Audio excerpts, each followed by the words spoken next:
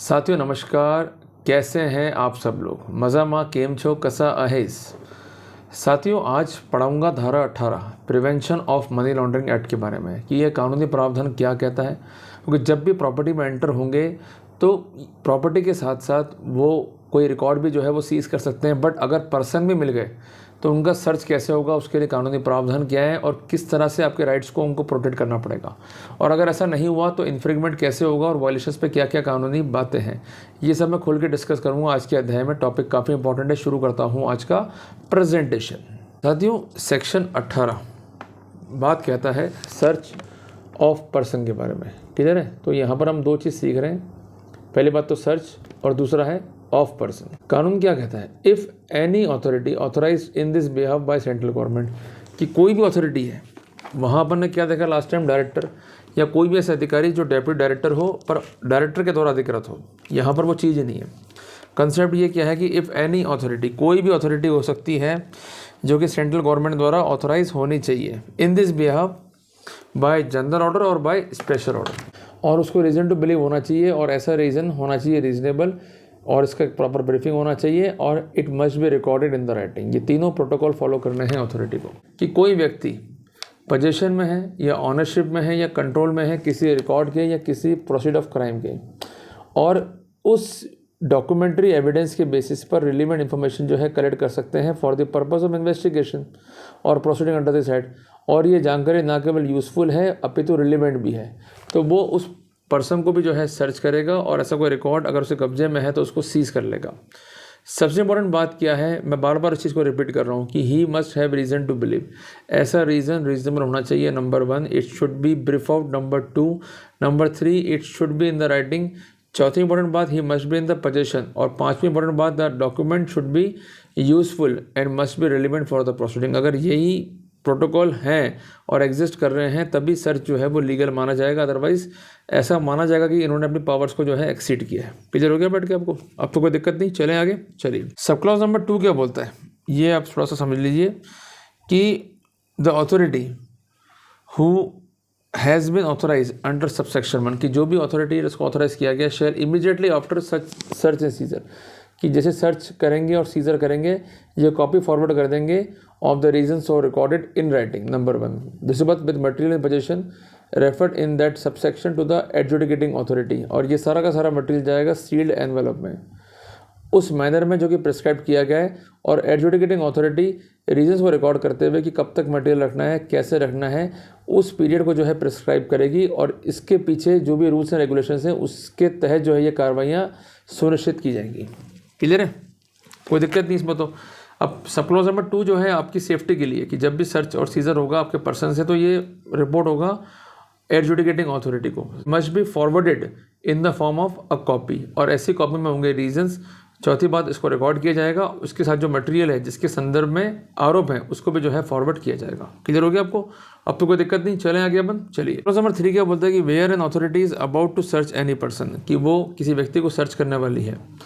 Authority, he shall, if such person so require, take such person within 24 hours to nearest gazette officer superior in rank to him or a magistrate। ये काफ़ी important है, और ये protocol ऐसा लगता है कि जैसे NDPS एक्ट से जो है कॉपी किया गया हो, कि अगर कोई व्यक्ति जिसको सर्च किया जाना है और वो ऐसा कहता है कि मेरा जो सर्च है आप करिए, बट किसकी उपस्थिति में और किसके द्वारा, by the concern gadget officer के द्वारा, तो उस कंसर्न ऑथराइज पर्सन की ये ड्यूटी होगी कि 24 आवर्स के भीतर उस व्यक्ति को नियरेस्ट गैजेट ऑफिसर के पास में जो है लेकर जाएं। पर वो कौन होगा? ही must B superior in rank to him, number 1। और अगर वो नहीं है तो मजिस्ट्रेट।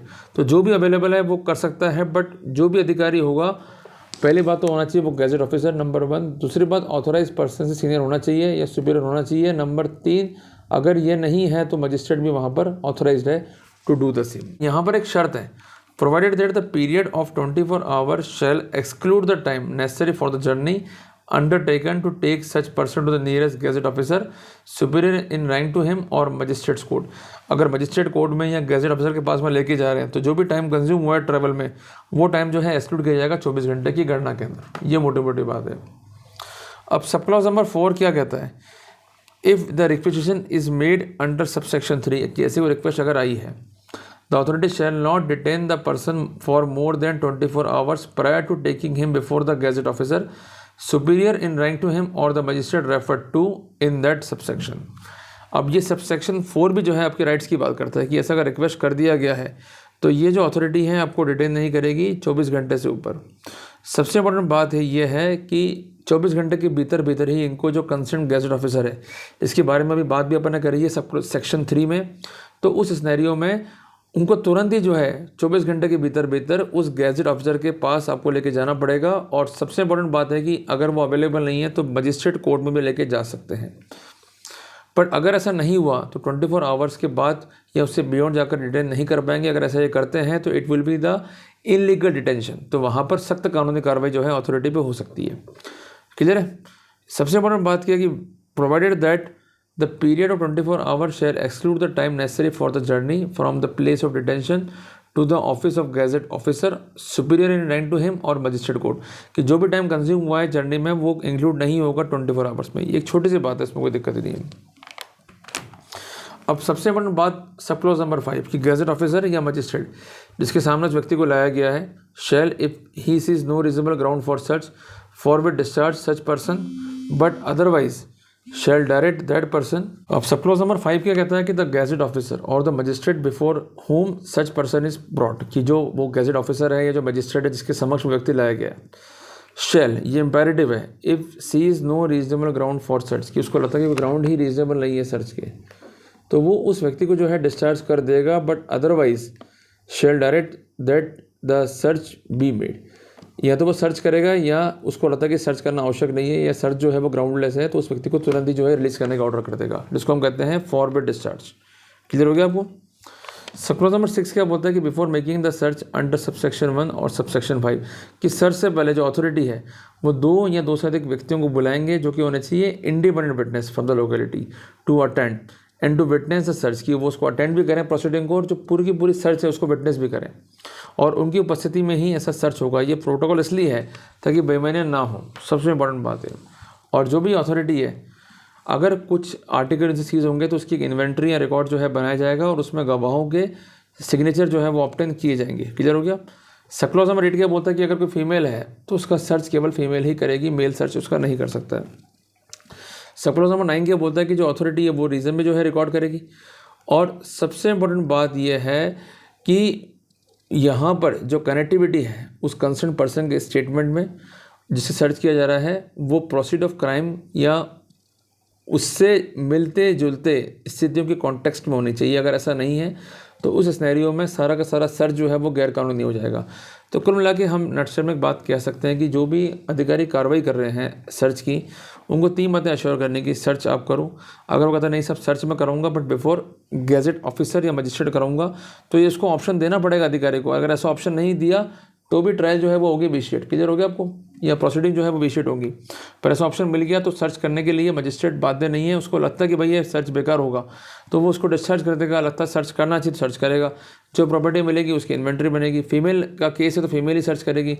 पर सबसे इंपॉर्टेंट बात कि जो भी कंसर्न्ड व्यक्ति है जो उससे कनेक्टेड है उसका स्टेटमेंट भी जो है अथॉरिटी रिकॉर्ड कर सकती है। और जैसे ही सब कुछ कार्रवाई हो जाएगी तो उस अथॉरिटी को जो सीजिंग कार्रवाई कर रही है उसको ये मैटर रिपोर्ट करना पड़ेगा एडजुडिकेटिंग अथॉरिटी को। और ये मैटर 30 दिन के अंदर अंदर रिपोर्ट हो जाना चाहिए ताकि जो ये रिकॉर्ड है उसको रिटेन किया जा सके। अगर ऐसा नहीं होगा तो इस सिनेरियो में सारी की सारी कार्रवाइयाँ जो है वो हो जाएंगी गैरकानूनी। तो मोटी मोटी बात हम क्या कह सकते हैं कि कोई भी अथॉरिटी जिसको सेंट्रल गवर्नमेंट ने ऑथराइज़ कर दिया है और उसको रीज़न टू बिलीव है कि कोई व्यक्ति जो है वो पोजीशन में है या ऑनरशिप में है या कंट्रोल में है किसी रिकॉर्ड के या प्रोसीड ऑफ क्राइम के जो कंसर्न है विद द मनी लॉन्ड्रिंग, तो वहाँ पर वो सर्च कर सकता है। पर सर्च के समय अगर वो कहता है कि नहीं मुझे गैजेट ऑफिसर के समक्ष सर्च कराना है तो उसको वो ऑप्शन देना पड़ेगा। और ये ऑप्शन देने की जिम्मेदारी जो है वो प्रोसिक्यूशन की है। अगर सेक्शन 18 सब क्लॉज 3 का जो है उल्लंघन होता है तो ये प्रोसीडिंग को जो है वो इनिशिएट करता है। सबसे इम्पोर्टेंट बात जो भी सर्च होगा वो होगा in the presence of independent witnesses. उसकी इन्वेंट्री होंगी। अगर फीमेल है तो फीमेल को सर्च कर सकती है। और जो भी ये रिकॉर्ड होगा उसको रिपोर्ट किया जाएगा टू द एडजुडिकेटिंग अथॉरिटी ताकि उस एलिस्ट प्रोसीडिंग का जो प्रोसीड है ये जो रिकॉर्ड है उसको रिटेन किया जा सके। अगर ऐसा नहीं होता है तो ultimately it will violate section 18 sub clause 10 of the prevention of money laundering act. Clear हो गया। चले आगे। चलिए अब इसी के साथ साथ हम एक चीज़ और पढ़ लेते हैं क्योंकि टॉपिक जो है वो काफ़ी छोटा है पावर टू अरेस्ट, इसलिए मैंने इस टॉपिक को इसी में जो है वो कवर कर लिया ताकि आपको जो है कोई दिक्कत यहाँ पर नहीं है। अब अरेस्ट कौन कर सकते हैं? इफ़ द डायरेक्टर और डेप्यूटी डायरेक्टर और असिस्टेंट डायरेक्टर और any other officer authorise in this behalf by central government. तो 4 लोग जो है ऑथराइज हैं, ये तो डायरेक्टर हो या डेप्यूटी डायरेक्टर हो या असिस्टेंट डायरेक्टर हो या कोई भी अथॉरिटी हो जो ऑथराइज है सेंट्रल गवर्नमेंट से या जनरल ऑर्डर से या स्पेशल ऑर्डर से, has on the basis of material in his position reason to believe, कि उसके पोजीशन में मटेरियल है और उसके आधार पर रीजन टू बिलीव है कि कोई व्यक्ति जो है गिल्ट है ऑफेंस का जो कि पनिशेबल है अंडर दिस एक्ट, तो वो चाहे तो अरेस्ट कर सकता है। और अरेस्ट करने के बाद ग्राउंड ऑफ अरेस्ट क्या है उस व्यक्ति को जो है वो कम्युनिकेट किए जाएंगे, ये उसके अधिकार हैं। क्लियर है? अब साथियों सब क्लॉज नंबर 2 क्या बोलता है, ये काफ़ी इंपॉर्टेंट है। सब क्लॉज नंबर 2 ये कहता है कि द डायरेक्टर और डेप्यूटी डायरेक्टर और असिस्टेंट डायरेक्टर और ऑथराइज्ड ऑफिसर शेल, कि उनको ये काम करना ही करना है। क्या काम करना है? Immediately after arrest of such person under subsection 1, कि जैसे वो व्यक्ति अरेस्ट होगा सबसेक्शन 1 के अंदर, ये फॉरवर्ड करेंगे और copy of the order along with the material in the possession referred to in that subsection to the adjudicating authority in a sealed envelope in the manner as may be prescribed, and such adjudicating authority shall kept such order and material for such period as में भी prescribe. जैसे उस व्यक्ति को arrest करेंगे तो जो वो मटेरियल है और जो वो ऑर्डर है जिसके जरिए अरेस्ट किया गया है, वो दोनों के दोनों चीज़ें जो है फॉरवर्ड करनी पड़ेगी एडजुडिकेटिंग अथॉरिटी को इन द सील्ड एनवेलप, और वो उस पीरियड के लिए उसको रिटर्न करेगा जो कि एज पर रूल्स जो है प्रिस्क्राइब किया गया है। सब क्लॉज नंबर 3 क्या बोलता है कि every person arrested under subsection 1, जो व्यक्ति अरेस्ट किया गया है उसको 24 आवर्स के भीतर स्पेशल कोर्ट या जुडिशियल मजिस्ट्रेट या मेट्रोपोलिटन मजिस्ट्रेट जो भी अवेलेबल होगा जिसके पास जुरिडिक्शन है वहाँ पर जो है फॉरवर्ड किया जाएगा, और जो टाइम जर्नी में कंज्यूम हुआ है वो 24 आवर में जो है वो काउंट नहीं किया जाएगा। बहुत छोटी सी और मोटी सी बात है। क्लियर हो गया ना आपको? तो कुल मिला के सेक्शन 90 में हम 3 बातें कह सकते हैं कि ये चाहें तो अरेस्ट कर सकते हैं, बट अरेस्ट करने से पहले इनके पास रीजन टू बिलीव होना चाहिए कि जो एलिज मटेरियल है वो कनेक्टेड है with the proceed of crime और ultimately it is involve in the money laundering, number 1। दूसरी बात, अरेस्ट करने के बाद वो अरेस्ट का ऑर्डर और जो मटेरियल है वो फॉरवर्ड करना पड़ेगा एडजुडिकेटिंग अथॉरिटी को, और कंसर्न पर्सन को बिफोर मजिस्ट्रेट या बिफोर स्पेशल कोर्ट जो है प्रोड्यूस करना पड़ेगा ताकि फर्दर प्रोसीडिंग जो है as per the protocol of CRPC सुनिश्चित की जा सके। क्लियर हो गया आपको? तो साथियों आज के अध्याय में हमने पढ़ा धारा 18, जहाँ हमने बात करी सर्च की, इसके लिए कौन ऑथराइज है, वो कार्रवाइयाँ कैसे होंगी। फिर बात हमने करी है धारा 19 की थ्योरेटिकल लेवल के हिसाब से। तो साथियों ये एक सीरीज़ है prevention of money laundering act पे, जहाँ मैं आपको डिफरेंट चीज़ें जो है समझा रहा हूँ ताकि चीज़ें जो है आपको क्लियर रहें और आप अपने राइट्स को जो है वो इन्फोर्स कर सकें। तो इस सीरीज़ का हिस्सा बनिए और अपनी नॉलेज को जो है एनहेंस कीजिए। साथियों मिलते हैं एक नए टॉपिक के साथ, तब तक के लिए जय हिंद जय भारत।